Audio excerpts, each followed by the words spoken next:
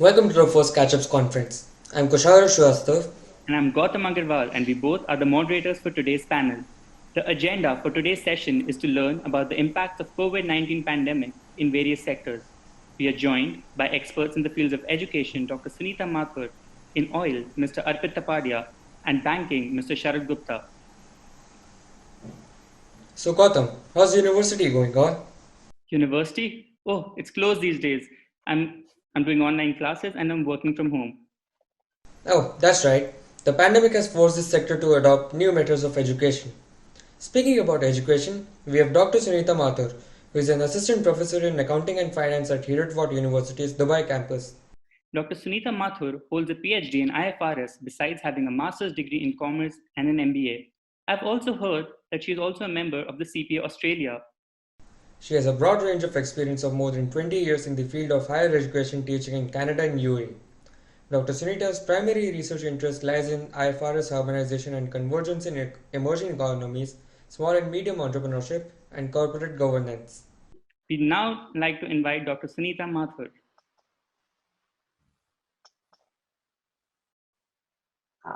Hi everyone. First of all, thank you so much for having me over. And I would like to start by sort of narrating a short incident. Like just a couple of months ago, a few of my colleagues were discussing that a virtual classroom is a distant future. But little did we imagine that the distant future will soon become a near present as we are facing uncertain times. And in such times, technology is a great enabler. However, in these uncertain times, education has not ceased and is ensured via distance learning and remotely. Just to go back a little on the history of distance learning, be surprised to know that distance learning has been around 180 years. In 1840, an English tutor taught a shorthand course by sending instructions written on a postcard, and this distance learning course was interactive too, as students would mail their assignments back to the tutor. However, in today's digital revolution has made distance learning faster, easier, and accessible on a grander scale. Most of the world today is locked down in a bid to curb the spread of COVID-19, keeping schools and universities closed and practicing social distancing. Now for some statistics. As of 3rd of April 2020, UNESCO estimated that more than 1.5 billion children, 63 million teachers in 188 countries have been affected due to the school closures. The severe short-term disruption is felt by many families around the world. Homeschooling is not only a massive shock to the parents' productivity, to children's social learning, but also for the teachers. Of course, teaching has moved online on an untested and unprecedented scale. Student assessments are also moving online with a lot of trial and error and uncertainty for everyone. My focus will be on the university students, and I would divide this talk among three affected parties: the students, the fresh graduates, and the teachers. For some students, time at home can be productive, and adopting to a digital classroom scenario may not be difficult as they are digital natives. But there are others who may concede that a proper structure and professionalism of a classroom is required for them to stay productive. For such students, non-verbal communication, the teaching pace, and fewer distractions are all necessary to be a part of a positive learning process.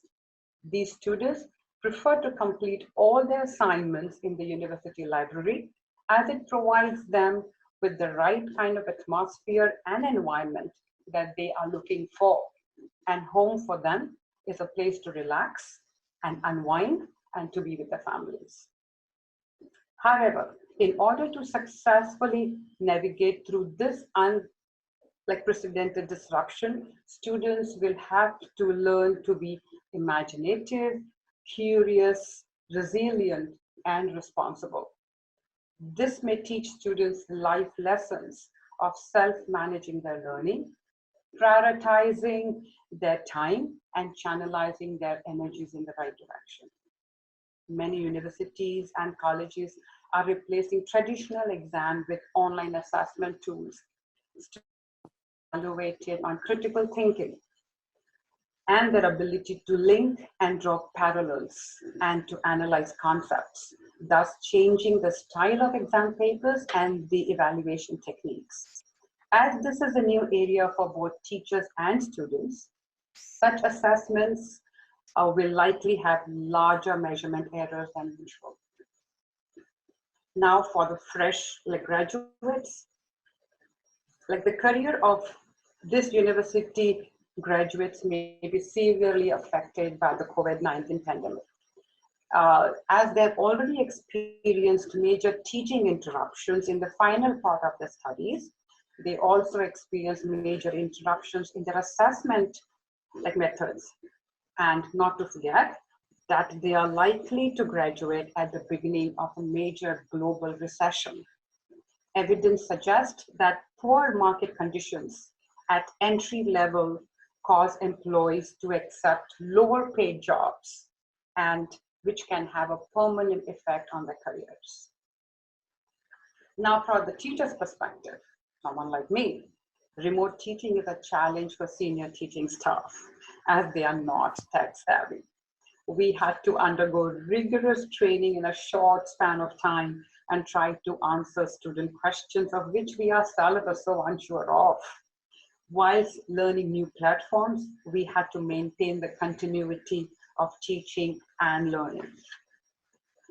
So to conclude, I would like to say that COVID-19 in a matter of weeks has changed how students around the world are educated, and what seems to be a distant future just a couple of months ago has become a reality so soon.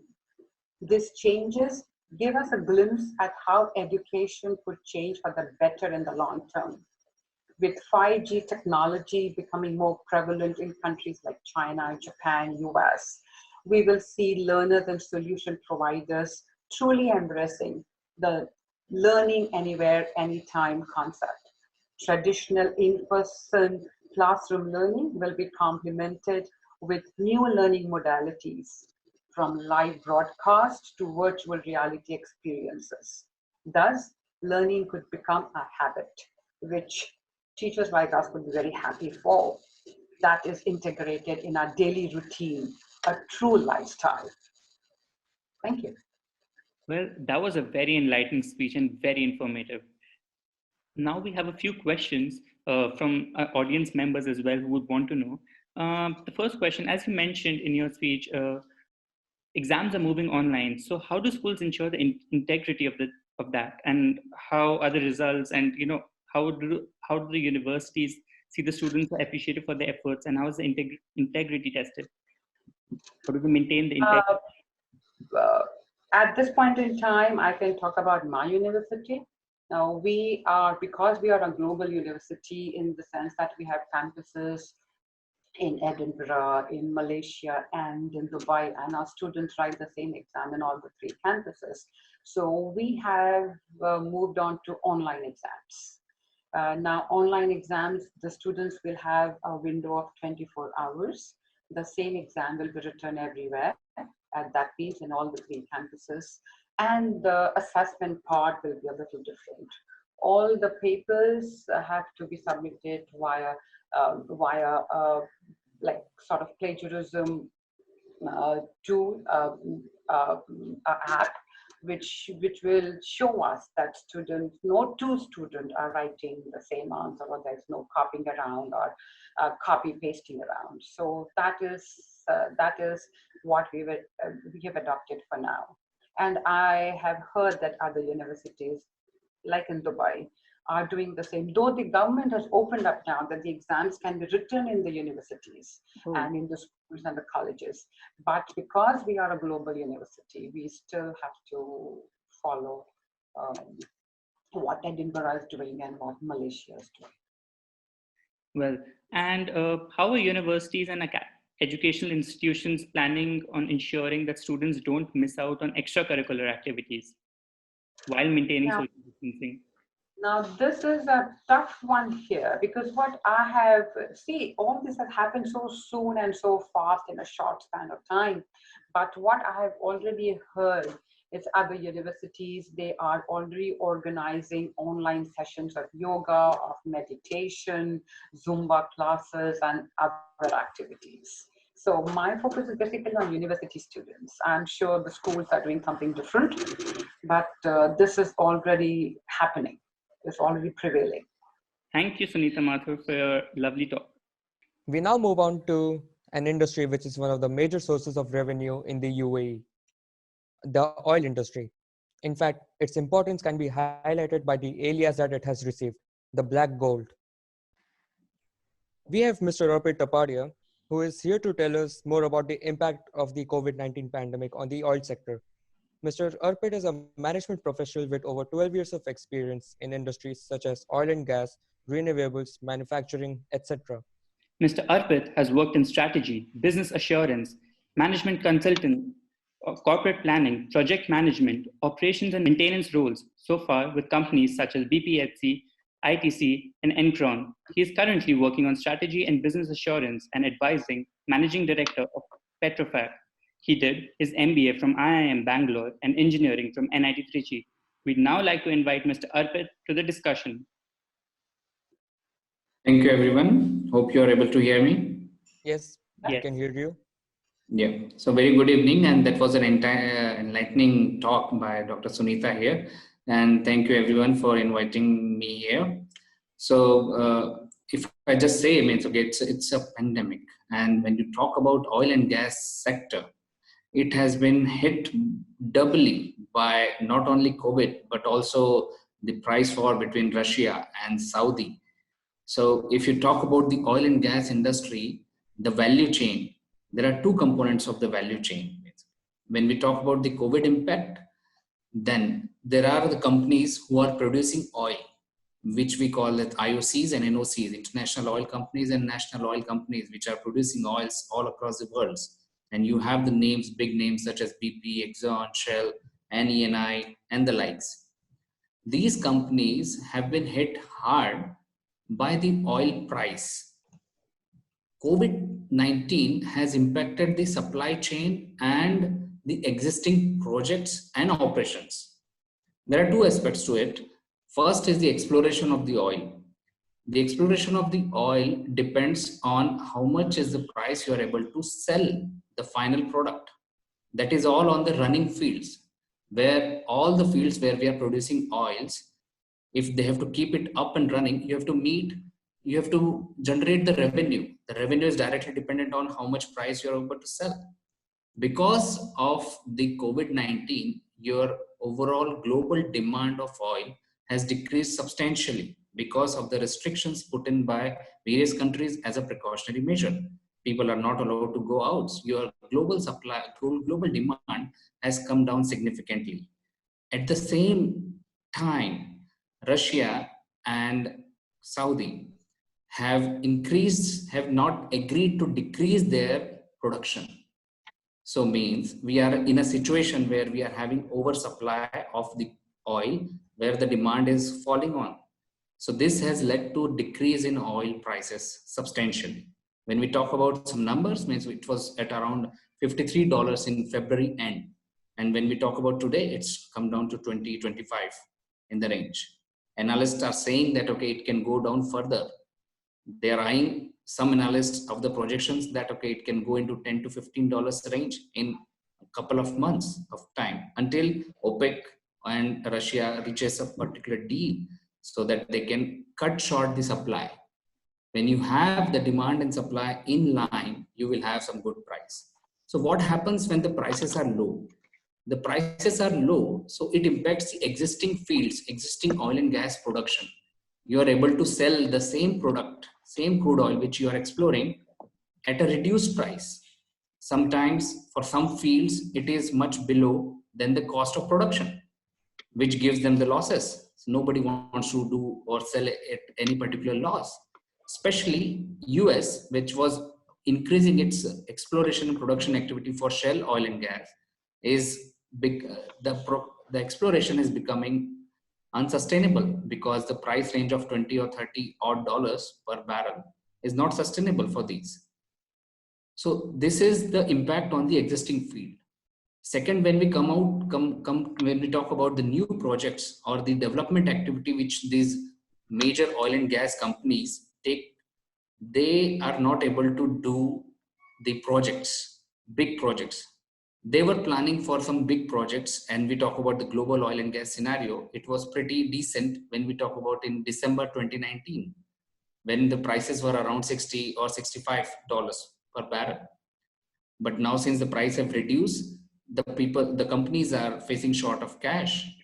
So they are short of cash. So they are pushing all the upcoming projects or the improvement projects or new greenfield or brownfield projects towards the right. Means they are postponing activities. The requirement for these companies is to conserve cash and capex and reduce capex investment because they are getting less number of cash and reduced revenues because of the oil prices. So there are a couple of effects on this.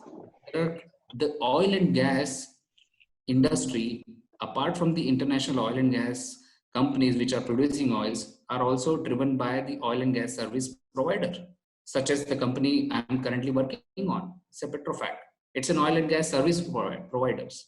So we do all kind of services like in EPC, means when you construct a particular plant right from the start, and you operate and you maintain it also.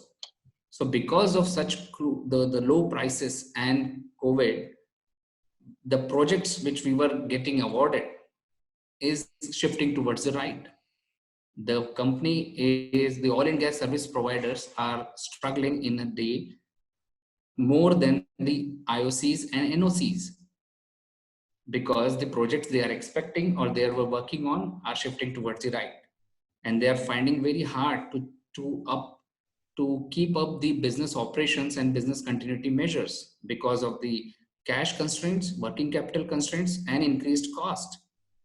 The COVID has led to multiple problems. You have reduced supply chain. These new projects, when we talk about, depends largely on how you can move your critical equipments through logistics and supply chain, and how you can have the manpower building up the plants and activities for the IOCs and NOCs. Both have significantly affected because of the COVID situations. You have restricted people movement. So we have reduced number of people at site. People who are at site, they got stuck at site because of various conditions or restrictions put in force by governments. And wherever we've had done the supply chain or where we were procured critical equipments right from the Europe, China and US or Asia, they are stuck. Either they are not able to produce or they are not able to transport. So the existing projects are significantly affected, and the companies are facing increased cost challenges. They are not able to meet the scheduled requirements. They were supposed to complete some projects by 2020 or 2021, but I see that these are all shifting towards the right. There is a significant pressure on oil and gas companies as well as service providers to reduce costs right now, and all the companies are taking such measures or eyeing their business continuity measures to come up or cope up with the COVID-19 situations. It's a very tough situation right now, and then I can keep on going because of multiple challenges in terms of both oil and gas, NOCs, IOCs, and service providers are facing. This is one of the badly hit industry because of both oil prices as well as the COVID-19 situation. We hope when the COVID-19 situation improves, when we have all the economies are slowly limping up towards normalcy, then we will have slowly the demand picking up.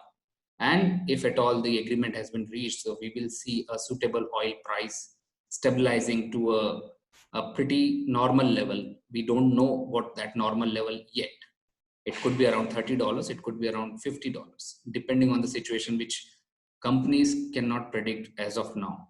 But when things stabilizes also, I'm sure when we want to come back to a December 19 level, it will take another couple of years as well. That's it from my side. All right, that was a very informative speech indeed. However, in your speech, I noticed that you talked about the global situation of the oil industry throughout this pandemic. Um, I believe that our viewers, especially the ones in living in the UAE, would like to know that since the oil industry is one of the biggest industries that keeps the UAE moving forward, apart from tourism and business, it depends heavily on this industry. So if the situation keeps on going like this, then does the UAE have any plan to at least come back or minimize the damage done to this industry so that the economy over here doesn't take a huge hit? So it's a good question. Means okay, but see, as far as the UAE is concerned, I would see it is hurting more badly rather than the oil price, but on the tourism because of the COVID-19. It has got huge dependency on multiple sectors. The impact has not only on the airlines industry, it has got the tourism industry and every other related industry is affected because of that. As far as the oil is concerned, UAE is one of the cheaper places where the cost of production of oil is low. So they are able to sustain current oil prices. And they are usually a follower. I mean, they follow certain prices and the production mechanism set by the Saudi. So to sustain the same level of revenue, I'm sure it is hurting because the price is less, but the impact is not really on the production as such. They've also not decreased the production. But what it will impact in future years, that some of the key critical projects which were of strategic importance to UAE will get shifted towards the right. Some of the development they were planning in 2020 and 2021 on expanding their production or increasing the production by certain barrels, that I would suggest, okay, that they have to take a strategic decision whether to keep that particular project on or shift it towards the right, because it involves a high capex, which involves another sudden investment, which they might not have considered because of this sudden impact of COVID. Another question that we got from one of our viewers some time ago when we were writing the script was that, as you may know, it's a common belief that renewable energy is the future and the entire world is going to shift towards that. So in this near future, how do you say the oil industry would keep up, or would it be one of those industries that would just die as a relic in the past? See, I've worked in renewables as well, and I'm working in oil and gas as well. It means I don't see oil is dying as soon as what it is perceived. Of course, the world needs to move on the renewables energy with all the possible reasons, and it's good. But I don't see oil is dying in next 20 odd years. Oil is going to be one of the same industry. It will be one of the sought after industry until something radical comes in and which drives the whole world changes. But as far as the renewables are concerned, means so slowly oil and gas companies, IOCs, NOCs, even service providers are shifting towards the green or renewable energy domains. They're doing this energy transition. What I say is that, okay, they want to reduce their dependency on the oil and gas sector as such and move towards the renewables energy. And for the record, means okay, most of the IOCs and NOCs in the oil and gas sector have already invested heavily on the renewables projects as well. But on the renewables, if I would say, currently the renewables cost of producing renewable energy is still high. I'm saying the cost also is high and the revenue you're generating from those energy are still at low. They're not as lucrative as oil and gas industry, which you're getting so much of revenue from. When say, suppose the majority of the renewables energy is coming from the wind energy. Wind energy, the terms and the rates at which you are able to sell to governments or any particular grid are still very low, while the cost of producing the wind energy is still high.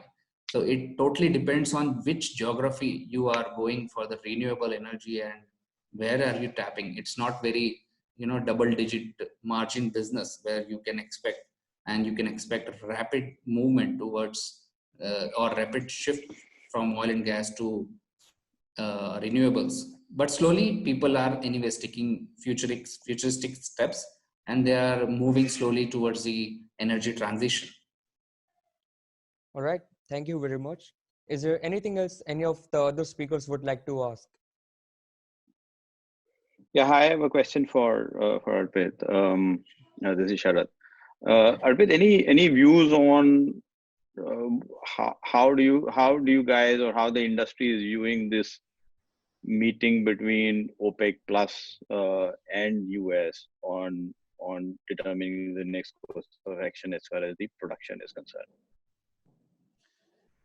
As far as the analysts are concerned, Sharad, means okay, they are not expecting a particular deal which is reaching imminently, or the meeting is keep getting postponed in a couple of days, which was supposed to happen day before yesterday. So it keeps on pushing. But I think the companies and the IOCs, NOCs are preparing for a possible reduced price of oil, maybe around even further low to $10 to $15 or $20. 20 is already there. $15 also they're preparing. So what the steps these companies are taking is that much futuristic scenario, whether if these prices are sustaining for a certain period of time, they need to reduce their cost. So IOCs and NOCs are now working towards reducing the cost, and we can see such measures coming out in public as well, that the measures they have been taken. So analysts are saying that okay, that by June or something, or by even for the later half of the year, when you see the average price for the year, it would be around same $20 to $25 for the whole year. So they are expecting low prices only. They are not expecting immediate answers or immediate positive news from the OPEC meeting. We now move on to our last, but not the least sector of the day, the banking industry. We have Mr. Sharad Gupta, who's going to talk about the impacts on the banking and economic sector. Mr. Sharad Gupta is a finance professional with over 20 years of experience in the financial services industry. Mr. Sharad has spent a large part of his career with Citibank in corporate and investment banking space, covering corporates, financial institutions, and governments in India and the Middle East. His specialization is corporate finance, capital markets, and credit. Currently, he is a managing director with the Gulf International Finance Limited. Sharad is an engineering graduate from the Indian Institute of Technology, Roorkee, and an MBA with specialization in finance from the Indian Institute of Management, Calcutta. We'd like to invite Mr. Sharad to the discussion. Thank you so much, guys. And thank you for inviting me. Much appreciated. Talking about banking without talking about broader economy is doing disservice to the industry. The banking as an industry is actually an enabler of the economy. It enables the wider economic activity in a country, in a geography, and hence to that extent, it is, in my humble opinion, it's a support industry, supporting the more productive sectors of the economy. I would like to break down this talk into three parts. The first part, I'd like to talk about the economy, the impact of COVID-19 on the global economy as well as on the regional economy. Then I would like to talk about the impact of this economic slowdown on the banking and financial services industry. And last but not the least, I would like to talk about the measures that have been taken by the central bank to support the banks, the financial system, and hopefully some of these measures can actually flow down into the real economy, supporting the clients, supporting the small and medium enterprises and the large corporations. Talking about the economy, I mean, we just had a very informative talk from Arpit talking about oil and gas sector. Unfortunately, no good news on that front, and that's pretty much the case and pretty much the scenario across the board. So if you look at COVID-19, so oil and gas industry has been hit hard by primarily from two reasons. One is COVID-19. The other one is this whole price war that is going on in Russia and Saudi Arabia. Uh, but if you look at the broader economy, apart from oil and gas, that has been hit very hard by COVID-19, simply because the large parts of the global economy has been shut down. When people are not allowed to leave their homes and social distancing is maintained, some of the industries have just completely frozen.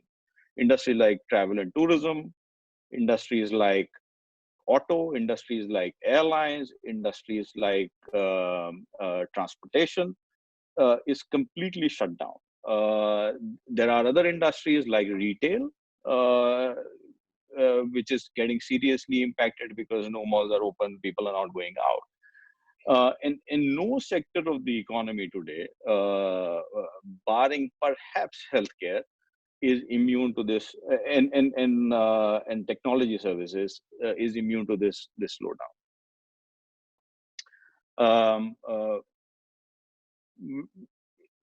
Unfortunately, we are in an uncharted territory at this point in time, and no one knows, quite frankly, how all this is going to end and how it's going to look like on the other side once we come out of this pandemic.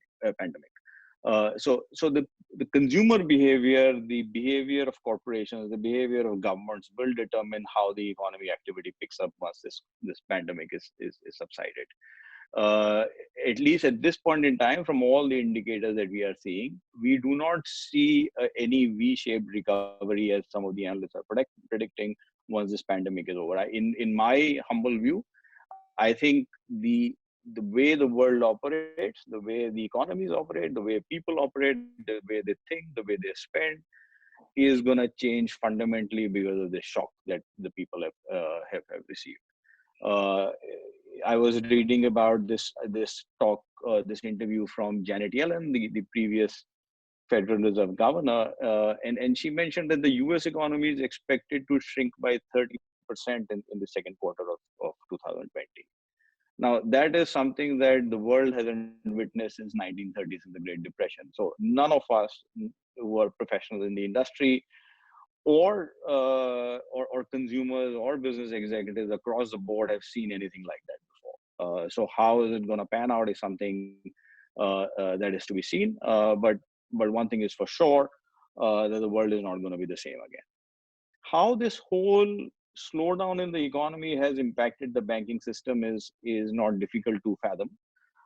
Banks, if you look at fundamentally, what do the banks do? The banks borrow from money from people like you and me, and then the banks lend to people like you and me, right? They act as an intermediary between the savers and the borrowers, the investors who actually invest in the real economy.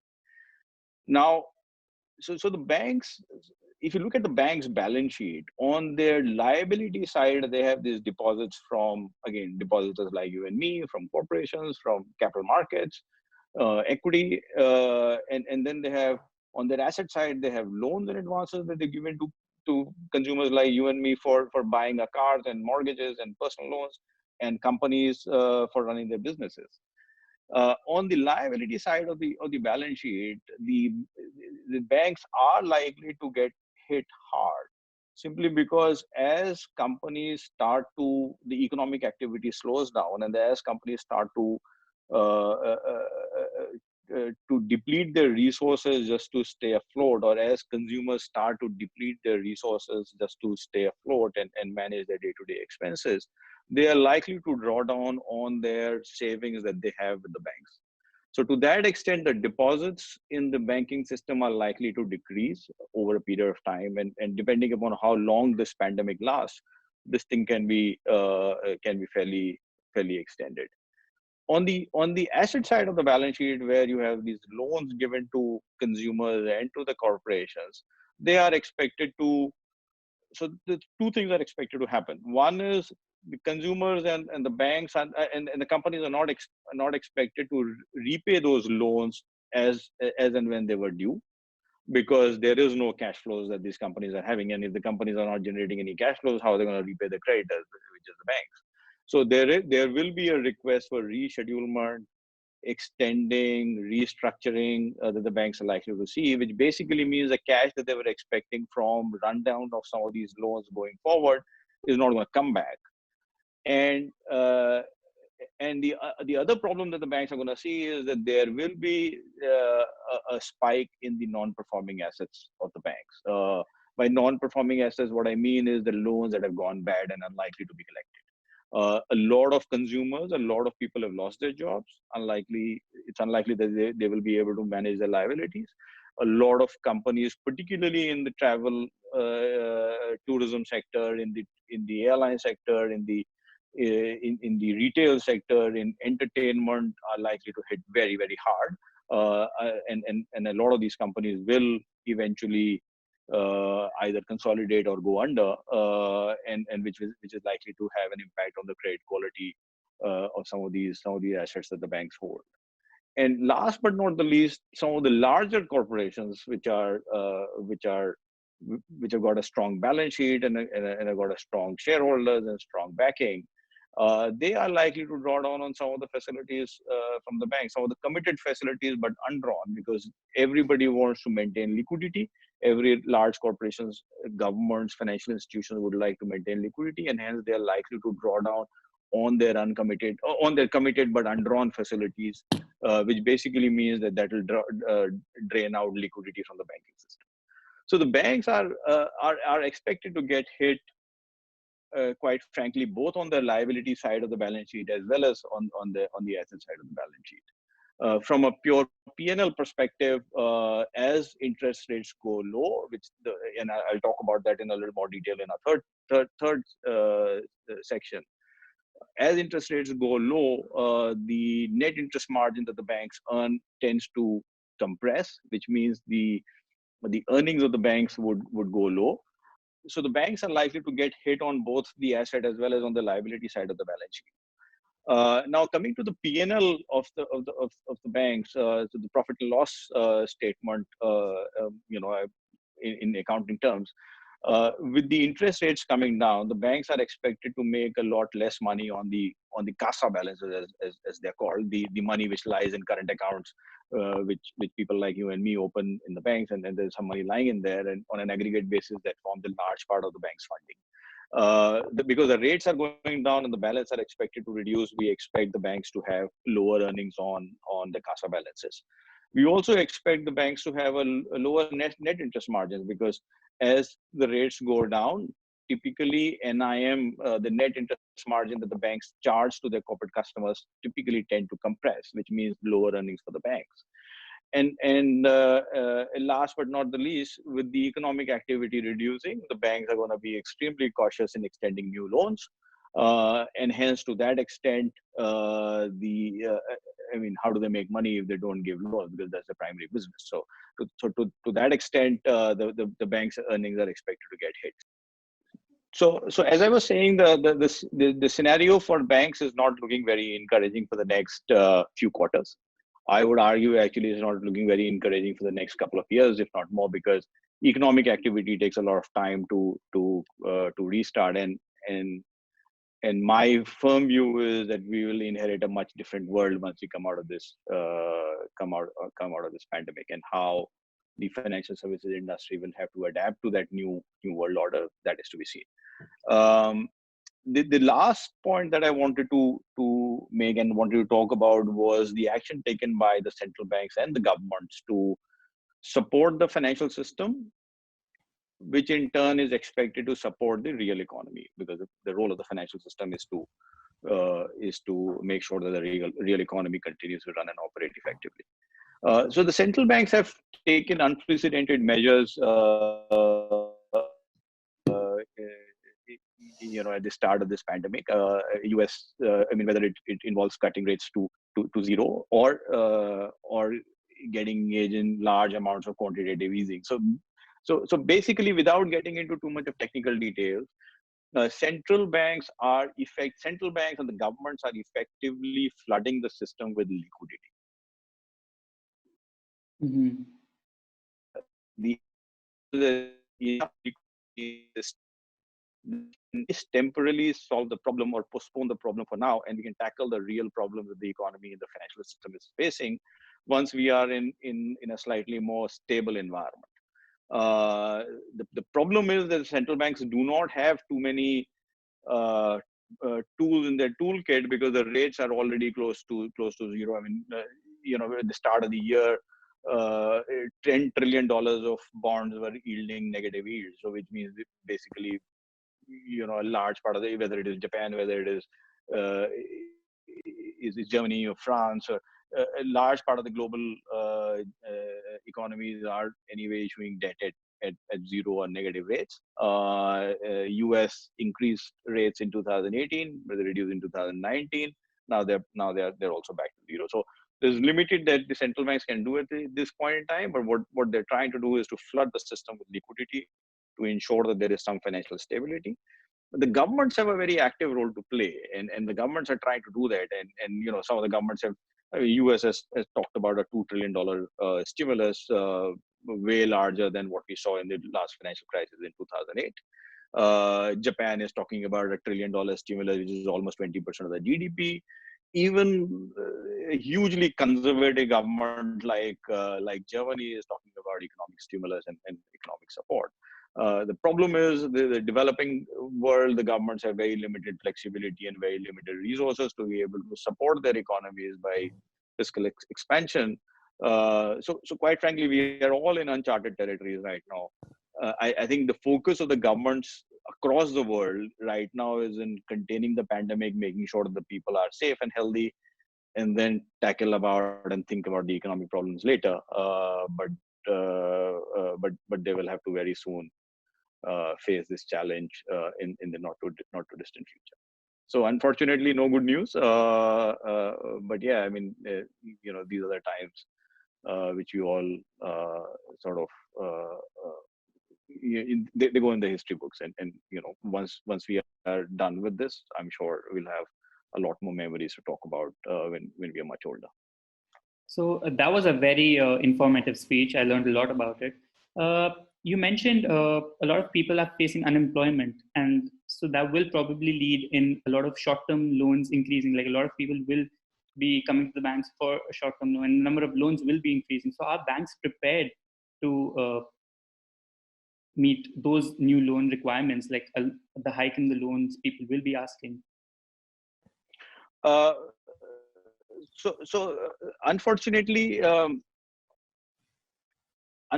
banks are very happy to lend to people who don't need money. So if you have lost your job, it is highly unlikely that you will qualify as a approved borrower as far as the banks are concerned. So in that sense, if someone has lost a job and is looking to sort of borrow money to ride this phase, it is highly unlikely that the banks are going to be making new loans to such an individual. However, if that individual is already indebted, individual already taken loan from the banks, it is unlikely that he will be in a position to repay this loan at least for the next few months. And in that case, I'm sure the banks would take this into consideration and will sit with him to make sure that they restructure the loan or gives him some holiday for 3 months or 6 months before the EMI starts again. Okay. We have another question. The world would move from debt-oriented growth to equity-oriented growth. Do you think Islamic financial system is the answer, and Dubai will lead the world? Can it become the next London or New York? So there are two parts of this question, right? One is the role of what kind of financial system we want to see once everything is over, right? Whether it is debt oriented, more equity oriented. So that is one of the question. Mr. Sharad, I think we can't hear you at the moment. Exceptionally well in the last 15 years or so since the time DIS came into play, in terms of establishing Mr. itself Sharad, as one I'd of like to the just largest interrupt for and a most second. preeminent financial centers in the world. So Is today, it working? DIFC is already amongst the top 10 financial. If I remember correctly, I think it's eighth, but it's certainly in top 10 financial centers in the world today, which includes London, New York, Singapore, Hong Kong, Mumbai. So there's all long way as and Dubai Mr. would just Sharad, lead in we can't building a regional hear financial you. center. The Islamic finance, We're not the being world of able to Islamic hear you. finance, Dubai is obviously very ahead as far as Islamic finance is concerned. And so Malaysia and Middle East are the two geographies where Islamic are the centers of Islamic finance, and to that extent, Dubai has taken a lot of steps in establishing itself not only as an Islamic financial center but also as Islamic a flag bearer of the Islamic economy. Whether we move more or financial system or an equity-oriented financial system, and this is something which is my one of those philosophical questions that I keep on debating in my head all the time. So if you were to look at and if you were to sort of take a very macro view and step back from everything, the world is most of the problems in the world, or a large problem in the world, large number of problems in the world is because of excessive leverage in the system, which basically means there is far too much of debt in the system, and somehow it needs to be sort of resolved, controlled. Policymakers talk about it, banks talk about it, but nothing seems to happen. Now, and I'm no expert on Islamic finance, but from what I understand from Islamic finance is the whole concept of making money from money doesn't exist in Sharia. You can make money by providing service. You can make money through exchange of goods, trading, a legitimate business activity, but there's no concept of making money out of money. Which basically means that the Sharia doesn't allow. So the concept of debt doesn't exist in Sharia. Now, if we were to follow the principles of Sharia, not only in letter but in spirit, as far as the principles of Sharia-based financing are concerned, I think, in my opinion, I think this is a time has come now for policymakers, governments to think about it, whether to sort of continue the path that we are on, which is more debt, kick the can down the road, put more money into the system. Hopefully, everything will be okay, or to really take the bull by the horn and try and resolve this debt overload, debt overhang that is hanging around, uh, uh, uh, to make it a more equity-based financial system. So, no easy answers there, but I think the time has come now for policymakers to think about it. Okay, so that was really informative. Do any of our other speakers have anything to ask, or do they want to know anything about it? I have a question for Sharad. Please. Yeah. So Sharad, that was a very informative talk on the macroeconomic perspective and how banks are affected. Means I have a question more on the microeconomic, or how the banks are dealing internally with these situations. That okay, banks overall globally were moving from like traditional doing the business in a way to more digital, with multiple digital investment and initiatives being run on various banks. Now with the net income reducing and you have a high pressure on the cost and all the factors as you explained, and with the current COVID situation, more focus is on e-payments or digital channels as far as the banks are concerned. So how the banks are taking this countermeasures? Means okay, at one point they want to increase the digital initiatives, but they are at the same time facing cost challenges. So Arpit, you're right. I mean, like every industry, banks have invested heavily in the technology infrastructure over the last, I would say, 15 to 20 years. I do not see the cost pressure and the investment in technology as two contradictory things. Actually, most of the investment that has been made in technology has actually led to large reduction in workforce and large reduction in cost for the banks and financial institutions. If anything, I see this trend accelerating going forward. uh,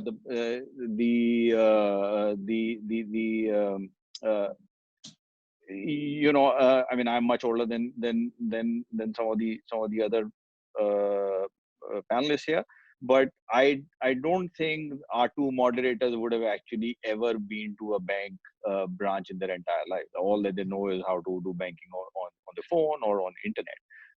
And when I went to college, we used to have a bank branch in campus where you go, withdraw money, deposit money, etc., etc.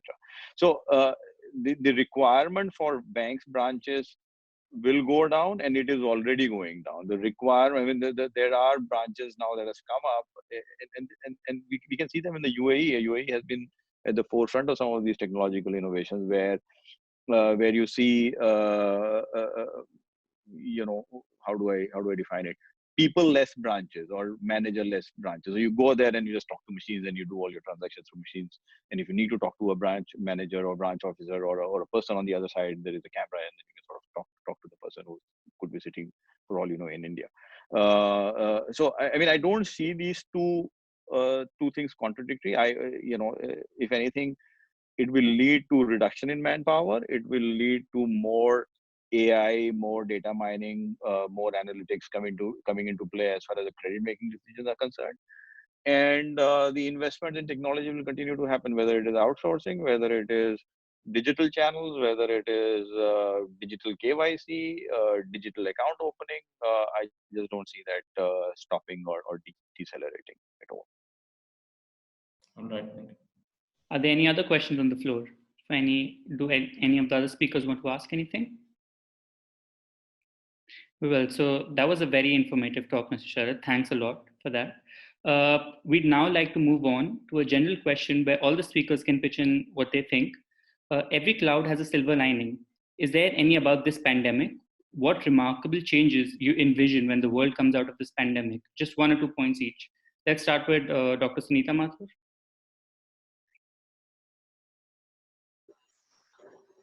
Yes, I would just like to echo Sharad's words. The world is not going to be the same again. That's what I can say. I'm sure, uh, uh, I have a daughter, and she works for a bank. Now, these kids, whatever they earn, they spend. Now, I have been hearing her say in the last couple of days, a couple of weeks, one can say, that it's time, Mama, I should start saving now. So I can already see it happening in my own house, that this world is not going to be the same again.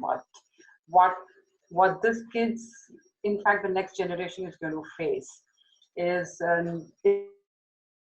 it's going to be a long-term effect on them and how they think and how they work and how they behave with their finances and with themselves is going to be a very different place altogether. So that's what, just echoing Sharad's words, it's going to be a different world. Even for us, it's going to be a different world altogether. Yeah.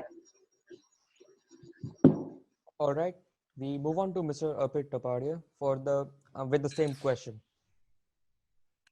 Yeah, so it's more or less the same thing. Means, okay, the world is never going to be the same place again.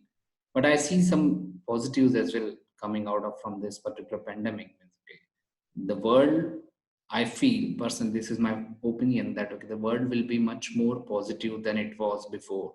After this pandemic, the people would be much leaner, and they have a different perspective. They would have this different perspective altogether. As far as the economics is concerned, they would take more such measures, more careful, or they won't be taking too much risk. As I support post as for some couple of years go on post this pandemic, they would be a risk averse a bit on that front. Yeah. Mr. Sharad, do you want to add anything about this? Yeah, I mean, I think the only point I would like to add here is that, this is a great opportunity for the world to come together, right? We have now realized, hopefully, the people in power have also realized that some problems need a global solution. Some problems cannot be defined between East and West and North and South and China versus US or Middle East versus Iran or India versus Pakistan. Some problems, viruses don't need visa to travel anywhere, and there is no solution today that the world has. So everybody will have to collaborate, everybody will have to come together, and everybody has to find a solution, which I think hopefully that the world is doing. I mean, but on the other hand, the leaders can take this thing in a completely different direction and can become a lot more nationalist, a lot more isolationist. The whole globalization as we know it could see a rollback. So we are actually, as far as the global politics is concerned, it is at a crossroads, and it'll all depend in terms of what path some of the global leaders do decide to take. In my opinion, I think there is no better time to collaborate than now, at least in the last 100 years. All right, thank you very much. Is there anything any of the speakers would like to add in addition to everything that's been discussed? Nothing from my side. Thank you, All right. guys. Thank you so much for giving us an opportunity to talk about our industries and share our views with you and your viewers. And I would like to thank Sharad for that, like Arpit, for the nice insight into the banking sector and the oil sector, and of course a big thank you to Gautam and to Kushgrad for organizing this entire talk on COVID-19 and the aftermath. Thank you so much. All right. Thank you, guys. It was a wonderful session, and it's lots of information to learn from. And hopefully, you will organize such more sessions in future. All right. If any of our viewers would like to add anything to this discussion, you can hit us up on our website catchups.today. You can also find us on Instagram at catch.ups or on Facebook with the same name. And we hope to see you next time. Thank you. Thank you all the speakers for your time.